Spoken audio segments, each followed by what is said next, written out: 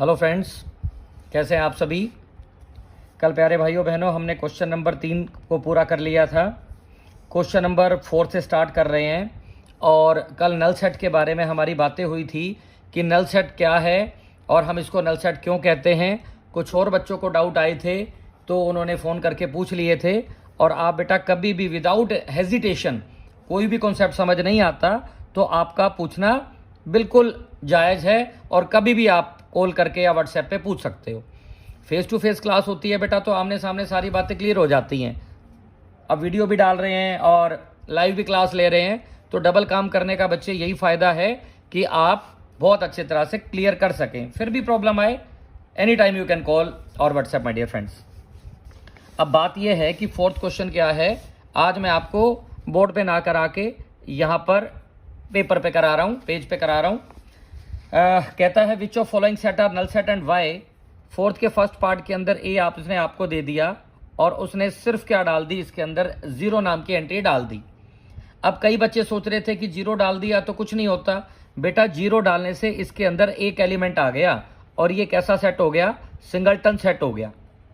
उसने पूछा है कि ये नल सेट है कि नहीं, तो हम कहेंगे नहीं, ये वाला नल सेट नहीं है क्योंकि इसके अंदर जीरो नाम का एक सिंगल एलिमेंट पड़ा है। आपको पता है कि जीरो को होल नंबर में, इंटीजर में, रियल नंबर में काउंट करते हैं, तो इसलिए ये एक एलिमेंट है और इसकी एंट्री क्या है, एक सिंगल एंट्री इसके अंदर आ गई। तो ये इसका फर्स्ट पार्ट था। सेकेंड पार्ट के अंदर क्या कहता है बच्चे, X such that X plus 3 equals to 3। मुझे इस इक्वेशन के जितने भी रूट हैं वो सभी लेके आने हैं। अब लीनियर इक्वेशन है तो ऑब्वियस है एक ही रूट मिलेगा। अगर x प्लस 3 बेटा 3 के बराबर है तो फिर x की वैल्यू किसके बराबर आ जाएगी, यहाँ पर 0 के बराबर आ जाएगी। ठीक है, x प्लस 3 इक्वल्स टू 3, 3 उधर जाएगा तो x की वैल्यू क्या आ जाएगी, 0। तो इस जो सेट बिल्डर फॉर्म थी उसकी रोस्टर बनाऊं तो अगेन इसके अंदर क्या आ गया, जीरो नाम का एक सिंगल एलिमेंट आ गया। तो अगर ये जीरो नाम का एक सिंगल एलिमेंट आ गया तो अगेन ये सिंगलटन सेट हो गया और ये नल सेट नहीं है। थर्ड क्वेश्चन के बारे में बात करें तो थर्ड में क्या कहता है, Y such that Y square minus 2 equals to 0। Again बेटा इसको मैं सोल्व करूंगा तो Y square minus 2 equals to 0, Y square की वैल्यू 2 होगी, रूट करूंगा तो वाई की वैल्यू क्या आ गई, प्लस माइनस रूट 2। तो इस सेट की रोस्टर फॉर्म बनाई तो इसके अंदर एक आ गया माइनस रूट 2 और एक आ गया प्लस रूट 2। आगे पीछे लिख सकते हैं, इसमें कोई टेंशन वाली बात नहीं है। तो इस सेट के अंदर दो एलिमेंट आ गए तो क्या ये नल सेट है, ऑब्वियस है बच्चे की ये नल सेट नहीं है। ठीक है, उसके बाद हम करते हैं इससे नेक्स्ट पार्ट नंबर कौन सा आ गया हमारा, फोर्थ। उसके अंदर कहता है Y such that Y cube is equal to 27 and Y is equal to 2। हमें वो सारे वाई लेके आने हैं जो इन दोनों इक्वेशंस को साइमल्टेनियसली क्या कर रहे हैं, सेटिस्फाई। आपने ये सेकंड क्वेश्चन में भी पढ़ा था ऐसा ही। तो इसके अंदर अगर वाई क्यूब की वैल्यू 27 है तो यहां से वाई की वैल्यू किसके बराबर आ जाएगी, 3 के बराबर आ जाएगी। पर वाई अगर 3 हो गया तो वाई 2 के बराबर नहीं हो सकता। तो इसका मतलब कोई भी ऐसा वाई नहीं है जो दोनों इक्वेशंस को क्या करे, सेटिस्फाई। सेकेंड मेथड मैंने आपको बताया था कि वाई की वैल्यू 2 यहां रख दो, वाई की वैल्यू 2 अगर यहां रखोगे तो 8 इज इक्वल टू 27 हो जाएगा। ये तो क्या है, कभी पॉसिबल ही नहीं है, या है कभी possible, no, this is never possible. तो इट मीन्स हमें एक सिंगल भी वाई ऐसा नहीं मिला बच्चे जो इन दोनों इक्वेशंस को क्या कर रहा है, सेटिस्फाई कर रहा है। इसीलिए इस वाले सेट की जब मैं रोस्टर फॉर्म निकालूंगा तो उसके अंदर कोई भी एलिमेंट हमें नहीं मिलेगा और इसीलिए हम उसको क्या कहेंगे, नल सेट कहेंगे या उसको क्या कहेंगे, फाई कहेंगे। ठीक है, क्लियर होगी बात। ऐसे ही बच्चे इसका कौन सा पार्ट है, फिफ्थ पार्ट है, वो सेम है, खुद कर लोगे। उसके अंदर भी जो आपका आंसर है वो क्या आ जाएगा, फाई आ जाएगा। क्योंकि जहां मैं देख पा रहा हूं एक्स स्क्वेयर की वैल्यू 4 है और दूसरी तरफ से एक्स की वैल्यू क्या आ रही है, 3 आ रही है, तो ये भी पॉसिबल नहीं होगा। मेरे ख्याल से बात क्लियर होगी। बहुत आसान था, जिसके अंदर कोई भी एलिमेंट आ जाएगा तो वो क्या होगा, नल सेट नहीं होगा, और अगर बिल्कुल खाली आ जाएगा तो फिर वो क्या होगा, नल सेट होगा। फिफ्थ क्वेश्चन तो और ज्यादा आसान है, हमने पहले ही लेक्चर में पढ़ लिया था फाइनाइट और इनफाइनाइट सेट के बारे में। तो यहां पर भी कह रहा है state whether the following sets are finite और इनफाइनाइट। पहले पार्ट में आप सबको दिख रहा है प्यारे बच्चों, 1 2 3 और अप टू कहां तक लेके चल रहा है, 1000 तक लेके चल रहा है। तो सीधी सी बात है 1000 एलिमेंट्स आ गए हैं इसके अंदर, फाइनाइट हैं क्योंकि काउंटेबल हैं, तो इसका आंसर क्या आ जाएगा, फाइनाइट आ जाएगा। सेकंड पार्ट के अंदर कहता है set of all positive integers greater than 1000। 1000 से बड़े तो बच्चे कितने हैं, 1001, 1002, 3, 4, कितना ही आगे तक चले जाओ तो ये काउंटिंग कभी फिनिश नहीं होगी। तो सेकंड वाला कैसा आ गया, इनफाइनाइट आ गया। थर्ड में क्या कह रहा है बच्चे वो, x such that x belongs to natural number and x square is equal to 4। दोस्तों x स्क्वायर अगर 4 है तो हम जानते हैं कि x की वैल्यू ±2 आ जाएगी, पर उसने मुझे कह रखा है कि x must belongs to natural number, तो गिवन जो है आपका सेट उसकी रोस्टर फॉर्म में एक सिंगल एलिमेंट 2 आ गया। अब बताओ जब एक ही एलिमेंट पड़ा है तो इसके अंदर कोई पूछने की बात है कि ये फाइनाइट है या इनफाइनाइट है, ऑब्वियस है बच्चे ये कैसा है, एक फाइनाइट सेट है। फोर्थ पार्ट के अंदर क्या है, x minus 1 into X minus 2 equals to 0। दो का प्रोडक्ट अगर 0 है बच्चे तो या तो पहला 0 होगा या दूसरा 0 होगा, तो यहां से x की वैल्यू 1 आ गई और यहां से x की वैल्यू क्या आ गई, 2। यानी मुझे इस इक्वेशन के 2 रूट मिल गए जो इसको सेटिस्फाई कर रहे हैं और 1 2 इसकी रोस्टर फॉर्म आ गई। तो आप सबको दिख रहा है मेरे बच्चों कि ये जो फॉर्म आ गई है वो फाइनाइट है, इसके अंदर नंबर ऑफ एलिमेंट क्या है, काउंटेबल हैं, देयर आर ओनली 2 एलिमेंट्स। ठीक हो गया, चले आगे। एक ना मैं जो देख पा रहा हूं कि बच्चों को सबसे ज्यादा जो समस्या आती है 10th क्लास में वो आती है इस चीज के अंदर, लेस देन इक्वल टू में। आज मैं आपसे ना एक बड़ा अच्छा क्वेश्चन पूछने जा रहा हूं, थोड़ा सा वो कॉन्ट्राडिक्टरी बनेगा, मुझे पता है कि समझाते हुए मुझे थोड़ी सी मुश्किल आएगी, पर प्यारे बच्चों की अगर हम इस मुश्किलों से डर गए तो आपके कॉन्सेप्ट कैसे क्लियर होंगे। तो बहुत ज़्यादा ध्यान से आपको जवाब भी देना है, लाइव क्लास में भी पूछूंगा मैं। ये क्या पूछ रहा हूं मैं कि 2 is less than 5, 2 is less than equal to 5 और 5 is less than equal to 5। यहां पर मैंने 1, 2 और 3 यहां पर मैंने इनइक्वालिटीज लिख दी हैं। आपको मुझे यह बताना है कि इनमें से तीनों ठीक हैं या तीनों गलत हैं या कोई एक ठीक है या कोई 2 ठीक है। आप वीडियो को पॉज करें और अपना जवाब खुद दें कि कौन सा इसमें से ठीक है और कौन सा गलत है। दोबारा देख लो, 2 लेस देन 5, इसमें क्या कह रहा है, 2 is less than equal to 5। तीसरा कह रहा है 5 is less than equal to 5। Video को रिज्यूम करोगे और अपने आंसर को मेरे आंसर से मैच करोगे। आइए बच्चों, आप में से बहुत सारे बच्चों ने तो ये कहा होगा, जो मेरा एक्सपीरियंस कहता है, मैं हर बार पूछता हूं बच्चों से तो वो कहते हैं कि ये तो बिल्कुल ठीक है कि 2 is less than 5, no doubt.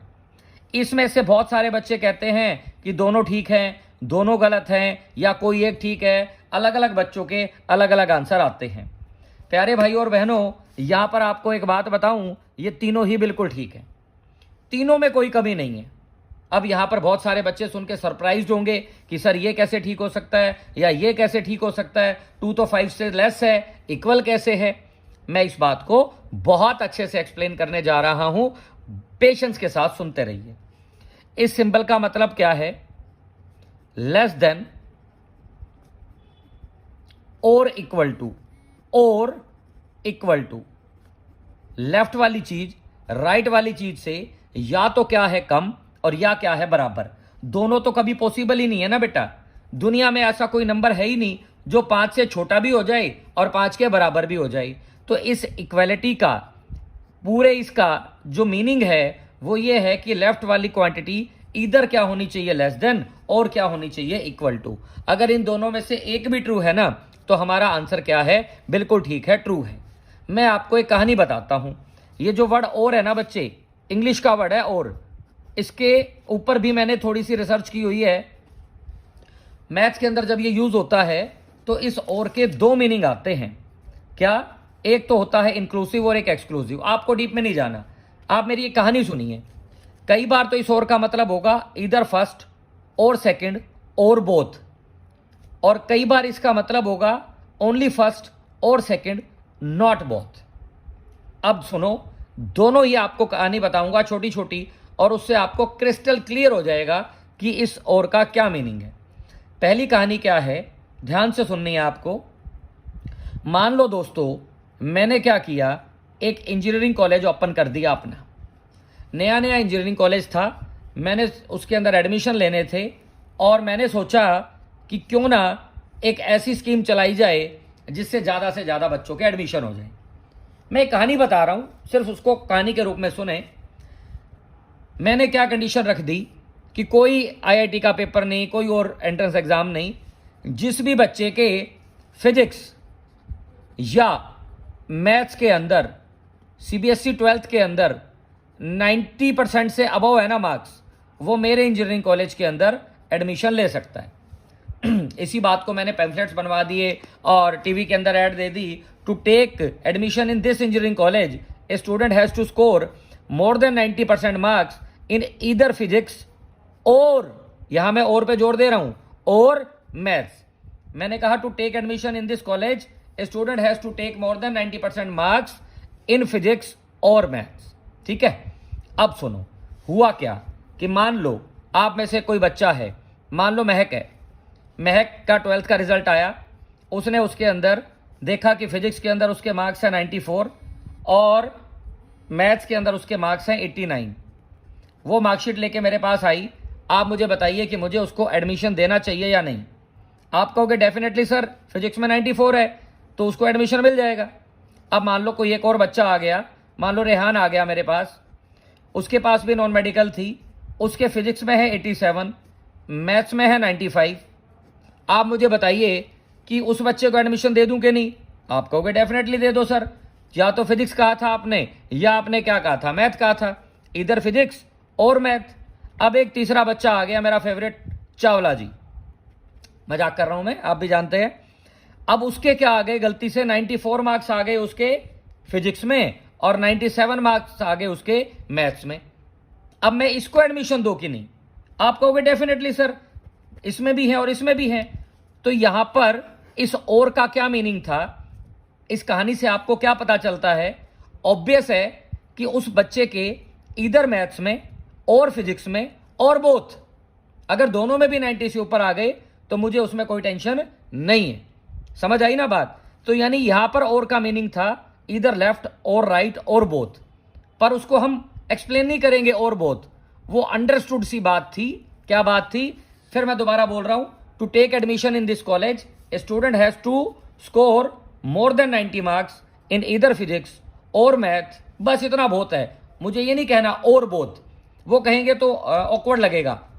Obvious है कि दोनों में भी आ जाएंगे तो भी उसको एडमिशन मिल जाएगा। तो इस और का क्या मीनिंग था, फर्स्ट और सेकंड और बोथ। अब आपको एक सेकंड दूसरी कहानी बता रहा हूं, उसके अंदर आप सुनोगे, फिर आपको दोनों और के अंदर डिफरेंस पता चल जाएगा। अब एक छोटी सी कहानी और सुन लो, आपको बहुत अच्छा लगेगा।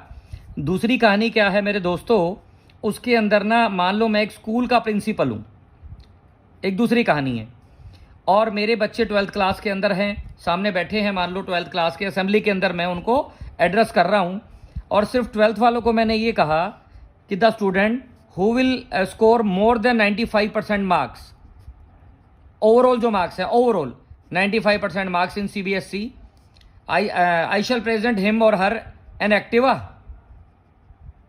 और ए लैपटॉप। सेम अमाउंट का या तो एक लैपटॉप या फिर उसको एक एक्टिवा मैं क्या करूंगा, गिफ्ट करूंगा, एक्टिवा और ए लैपटॉप। ठीक है, ये मैंने अनाउंसमेंट कर दी, इसको नोटिस बोर्ड पे लगवा दिया। 12th का रिजल्ट आ गया, एग्जाम हो गया, रिजल्ट आ गया, और अवार्ड फंक्शन के लिए मैंने बच्चों को बुला लिया। अब ध्यान से सुनते रहना। एक पहला बच्चा आया, कोई भी नाम दे दो, मान लो उसका नाम अन्नू है। अन्नू आई बिटिया, कहती है सर मेरे 96% आए हैं। मैंने कहा बहुत अच्छे बच्चे। मैंने ऑप्शन दी थी एक्टिवा या लैपटॉप, मैंने बहुत सारे मंगवा रखे थे।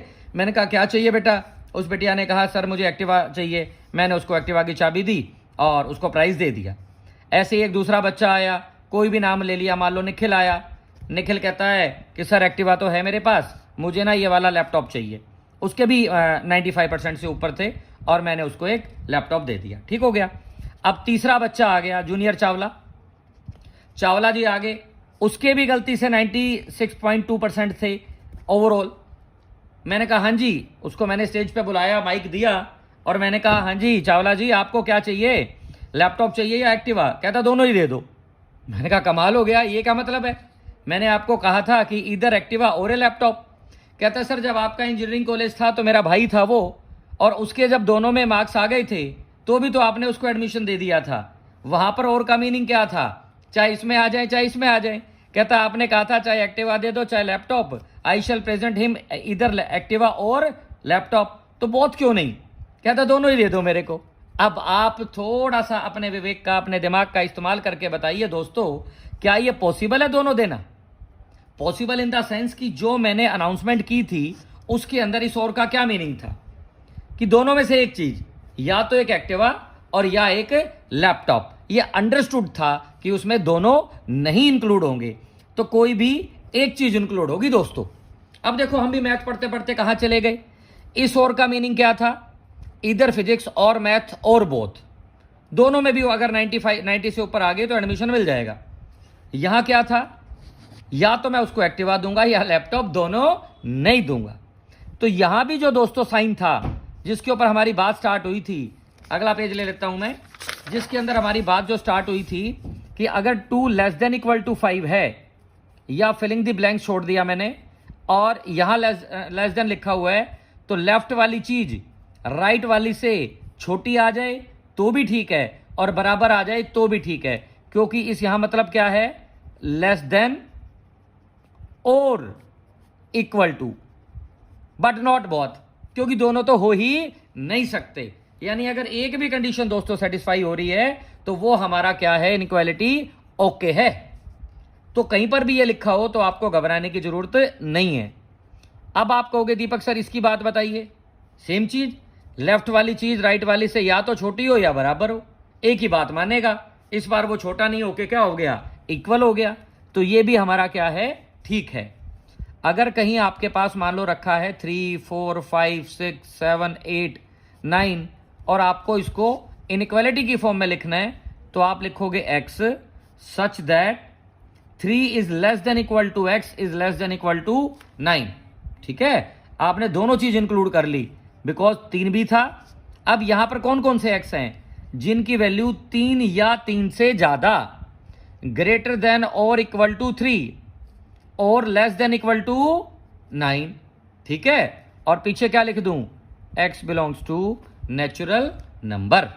तो प्यारे बच्चों, यहां पर इसको लिखने का ये मेथड है, जो छोटा चीज आती है वो लेफ्ट में, उसी की तरफ ये चोंच होती है, जो खुला हुआ मुंह है वो इस तरफ बड़े की तरफ, और अब x 9 या 9 से छोटा है तो चोंच किसकी तरफ आ गई, x की तरफ आ गई, और 9 की तरफ क्या आ गया, इसका मुंह खुला हुआ है। समझ आई बात? फिर एक आधा एग्जांपल आप ले सकते हो।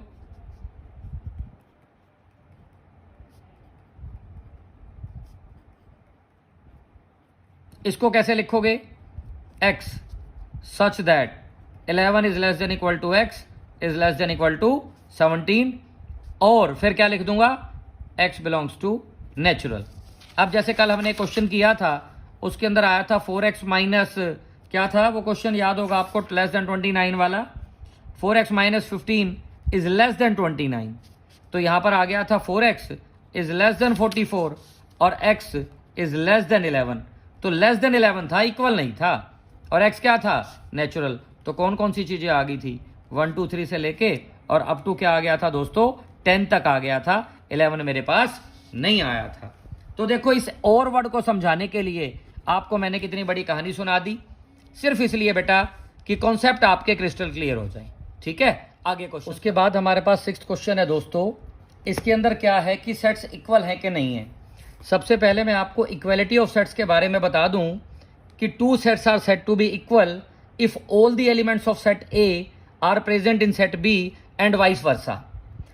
ए सेट के सभी बी में होंगे, बी के सभी ए में होंगे, इर्रिस्पेक्टिव ऑफ दिस थिंग कि उनका ऑर्डर क्या है। क्वेश्चन से पहले कुछ जनरल बातें सुन लो। मान लो एक सेट है मेरे पास 1 2 3, इसका नाम ए है, और एक सेट है बी, इसका नाम है 2 1 3, और एक सेट है सी, इसमें है 3 1 2। तो ए, बी और सी तीनों ही हमारे पास क्या है दोस्तों, इक्वल हैं, क्योंकि डिस्टिंक्ट एलिमेंट जो हैं वो सब में सेम है। ए वाले बी में प्रेजेंट हैं, बी वाले सी में, सी वाले ए में। यानी सेट की इक्वालिटी में ऑर्डर का कोई डिफरेंस नहीं होता। पहली बात तो थी ये। दूसरी बात, यूजुअली मैंने आपको बताया था कि जब हम सेट बनाते हैं तो उसके अंदर रिपीटिशन नहीं करते। पर मान लो किसी बुक वाले ने रिपीटिशन कर रखी है, मैं इसके ऊपर भी एक कहानी बताऊंगा पर आज नहीं, क्योंकि आगे कुछ क्वेश्चन भी करने हैं और बहुत इंटरेस्टिंग बात है। कहानी ये नहीं कि कोई राजा महाराजा की कहानी है, मैथमेटिकली प्रूव करूंगा इस बात को कि अगर बाई चांस रिपीटिशन कर भी रखी है तो हमें उसको गालियां नहीं देनी, हम अपनी तरफ से नहीं करेंगे। ऑलरेडी अगर किसी ने मान लो एक सेट डी ले लिया और उसमें डाल दिया उसने 1 2 3 और 1, तो मैं क्या कहूंगा, क्या ए और डी बराबर हैं? तो आप कहोगे यस सर ये बिल्कुल इक्वल हैं। कोई पूछे आपसे कैसे, कि भाई जो ए में है वो सारे डी में हैं और डी वाले ए में हैं। जैसे 1 लिखा हुआ है ये रहा, इसका 2 ये रहा, इसका 3 ये रहा, इसका 1, अरे भाई ये तो रहा ना। दोबारा लिखने से ये नहीं है कि उसकी जो कुछ वैल्यू या इंपॉर्टेंस बहुत ज़्यादा बढ़ जाएगी। एक सेट के अंदर मैंने आपको बताया कि हमें अगर कोई सेट बनाना है सेट बिल्डर से रोस्टर में, तो हम कभी भी रिपीटिशन नहीं करेंगे। पर अगर ऑलरेडी वो ये आपसे स्पेसिफिकली पूछता है कि वेदर ए और डी आर इक्वल या बी और डी आर इक्वल, तो हम कहेंगे यस दीज आर इक्वल, क्योंकि ना तो डी के पास कोई एलिमेंट एक्स्ट्रा है। How many elements are in D? There are just 3 elements. कौन कौन से? बिकॉज हम सेट के अंदर डिस्टिंक्ट एलिमेंट काउंट करते हैं और इस काउंटिंग का एक नाम है cardinal number. Cardinal number is nothing, it counts the different और distinct elements in a set. मान लो एक सेट हमारे को किसी ने दे दिया M और उसके अंदर उसने डाल दिया ABC, तो what will be the cardinal number of M? ऐसे लिखते हैं दैट इज 3। मान लो कोई एक सेट G आ गया, उसके अंदर उसने डाल दिया 1 2 1 2 एंड 3। दिखने में तो आपको 5 एलिमेंट दिख रहे हैं, पर एक्चुअल में इसके अंदर 3 ही एलिमेंट हैं दोस्तों। कौन कौन से? एक 1, एक 2 और एक 3। उसने 2 और 1 की रिपीटेशन कर रखी है, चाहे वो 10 बार भी रिपीट कर दे तो भी मैं उसको एक सिंगल टाइम ही क्या करूंगा, काउंट करूंगा। ठीक है, तो कार्डिनल नंबर में भी हम क्या करते हैं, डिस्टिंक्ट एलिमेंट्स को काउंट, और इक्वलिटी में भी हम ये देखते हैं कि जो डिस्टिंक्ट एलिमेंट हैं वो दोनों में सेम है या नहीं है। अगर वो सेम है, ए वाले सारे बी में और बी वाले सारे ए में, तो मैं क्या कह दूंगा कि A set is equal to B set. ठीक है, क्लियर होगी बात? अब 6th क्वेश्चन का बच्चे फर्स्ट पार्ट करते हैं। कोई भी बात क्लियर नहीं होती लाइव क्लास और ऑनलाइन के बावजूद, वीडियो के बावजूद, तो आप कॉल करके पूछ सकते हैं। हाँ जी, सेट ए में दोस्तों उसने दे दिया 4 8 12 16। सेट बी में उसने क्या दिया 8 4 16 और अगेन क्या दे दिया 8। दिखने में तो लग रहा है कि दोनों का कार्डिनल नंबर सेम है, पर नहीं है।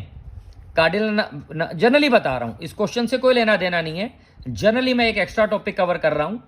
ए का कार्डिनल नंबर कितना है 4, because there are 4 distinct elements.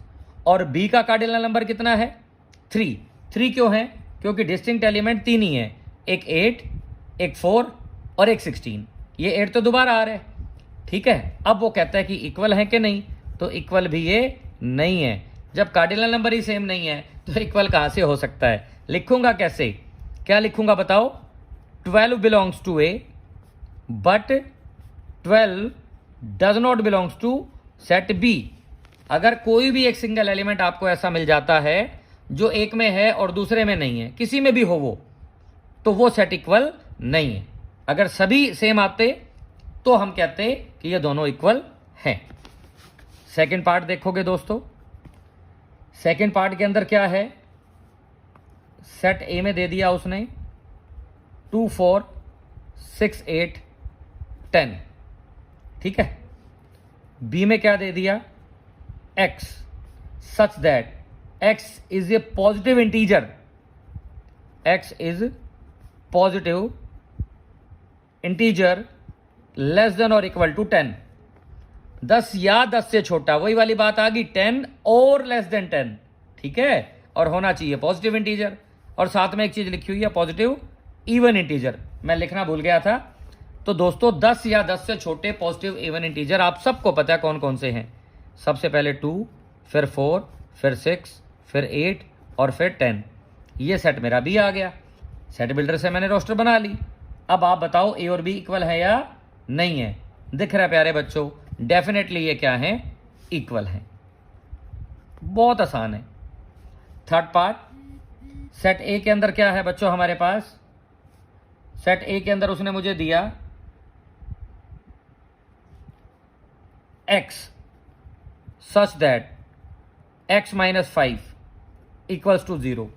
इसकी रोस्टर फॉर्म बनाएंगे तो इसका रूट निकालेंगे, x माइनस 5 इक्वल्स टू 0, तो x इज इक्वल टू 5। तो इसके अंदर हमारे पास क्या आ गया? एक सिंगल एलिमेंट 5 आ गया। ये हमारा सेट क्या हो गया? ए सेट हो गया। अब क्या कहता है बी सेट? बी सेट में उसने कहा है x is a positive integral root of this equation. क्या बोला उसने? ध्यान से देखो, x is a positive integral root of this equation. Which equation? X square minus 2x minus 15 equal to 0। इसके फैक्टर बनाएंगे दोस्तों।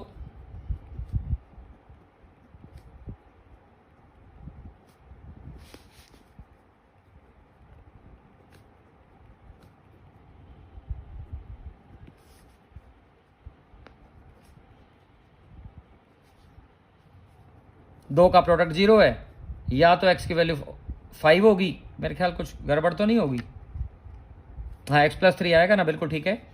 और या x की वैल्यू क्या हो गई? माइनस 3 हो गई। पर उसने तो क्या लिखा हुआ है बुक में? देखो आप स्टेटमेंट, पॉजिटिव इंटीग्रल रूट। तो हम क्या कहेंगे? x is equal to minus 3 is not positive, therefore set B की रोस्टर फॉर्म में एक सिंगल एलिमेंट आ गया। कौन सा आ गया? 5 आ गया। इस बात का क्या मीनिंग हुआ दोस्तों? कि इसके अंदर भी 5 और इसके अंदर भी 5 है ना, दोनों सेम आ गए। तो सेट ए और सेट बी भी क्या हो गए? इक्वल हो गए।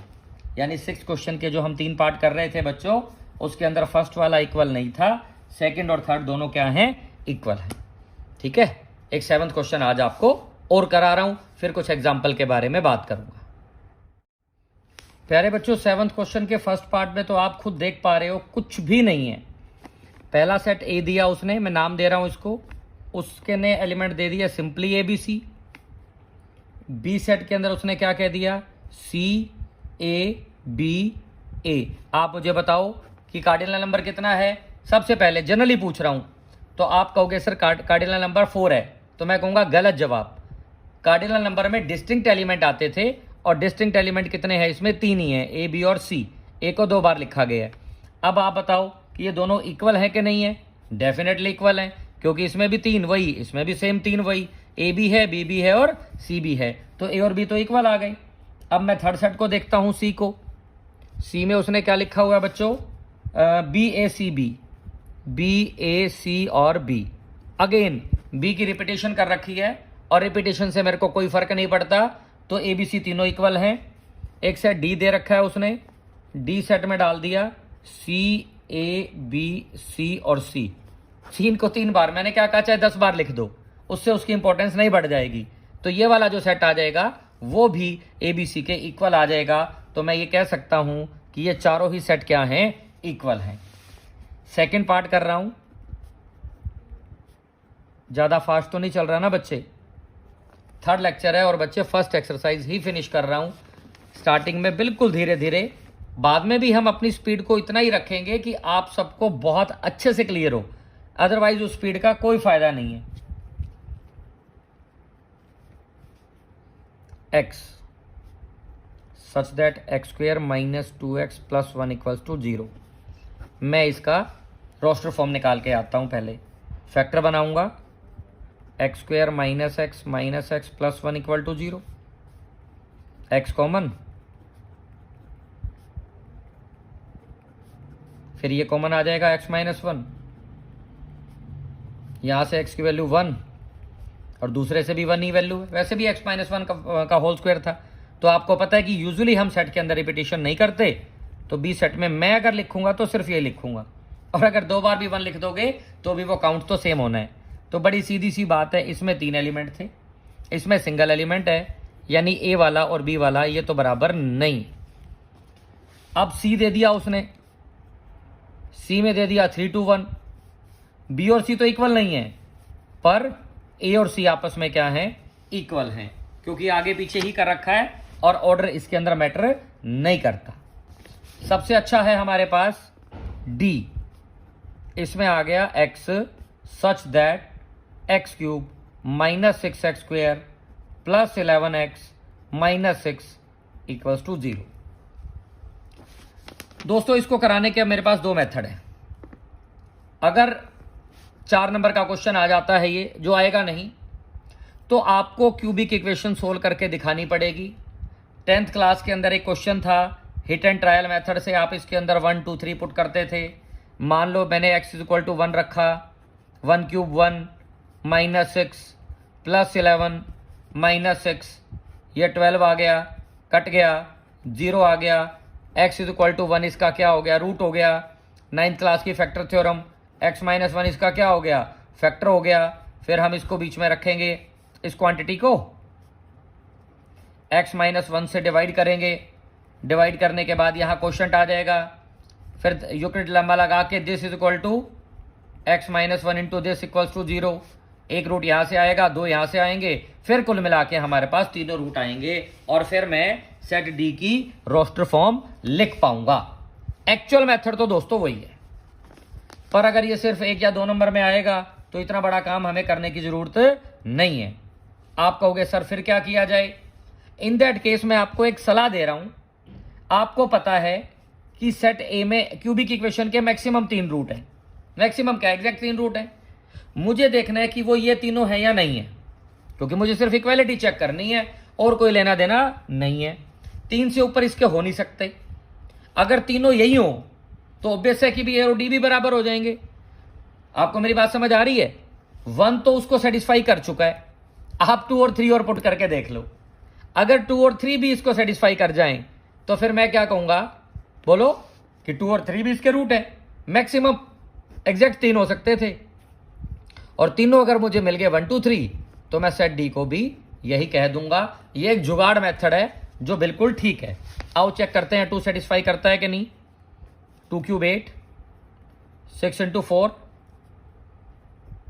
22 माइनस 6, ये प्लस है, ये प्लस है, 30 माइनस 24 माइनस 6, बिल्कुल 0 आ गया। सिमिलरली 3 पुट करोगे बेटा, वो भी इसको सेटिस्फाई कर देगा। तो मैं कहूंगा डी सेट में भी एलिमेंट्स क्या हो गए, 1 2 3 हो गए। It means my dear friends, set A is equal to set C is equal to set D. यहां पर मेरी एक्सरसाइज फिनिश होती है। अगर ज्यादा ना पके हो तो 2-4 मिनट मेरी बात को सुन लो। कल मैंने आपको 5 एग्जाम्पल दिए थे करने को। जो जो प्रॉब्लम आई थी बच्चों ने, बहुत सारे बच्चों ने फ़ोन करके और व्हाट्सएप पे प्रॉब्लम ले ली थी बच्चों। मैंने ग्रुप के ऊपर भी ऑडियो और फोटो डाल दी थी उसकी। 6th क्वेश्चन में भी सिर्फ इक्वालिटी के बारे में है। आप खुद चेक कर लोगे कि इक्वल है कि नहीं। कोई भी आपको एग्जाम्पल डिफरेंट मिलेगा तो मैं उसको जरूर कराऊंगा। 7th क्वेश्चन के अंदर भी यही है कि इक्वल है कि नहीं। हाँ, एक बात और बतानी भूल गया मैं, इक्विवेलेंट। इक्विवेलेंट और इक्वल में क्या फ़र्क है? इक्वल में तो ईच एंड एवरी एंट्री बिल्कुल अंदर वाली सेम आनी चाहिए, और इक्विवेलेंट में क्या होता है कि सिर्फ कार्डिनल नंबर सेम आ जाए। जैसे मान लो सेट ए मेरे पास है 1 2 3 और सेट बी मेरे पास क्या है, ए बी सी। पहले का भी कार्डिनल नंबर 3 और दूसरे का भी कार्डिनल नंबर 3, तो मैं ए को क्या कह दूंगा, बी के क्या है, इक्विवेलेंट है। देसी भाषा में बोलूं तो कहूंगा ए और बी आपस में टक्कर के हैं। दोनों के अंदर नंबर ऑफ एलिमेंट्स क्या हैं, सेम है। ठीक है, अंदर चाहे कुछ भी हो, इक्विवेलेंट में फर्क नहीं पड़ता, इक्वल में फर्क पड़ता है। 8th एक ऐसा एग्जांपल है जो बहुत आसान है और आपको ये चेक करना है कि वो सेट एम्प्टी है या नहीं। तो यहां पर प्यारे बच्चों, आज मेरी तरफ से exercise number 1.1 with examples finish हो गई है। आप इसको ध्यान से करें, कोई भी प्रॉब्लम आए तो जरूर आप डिस्कस करें। ठीक है, wish you all the very best.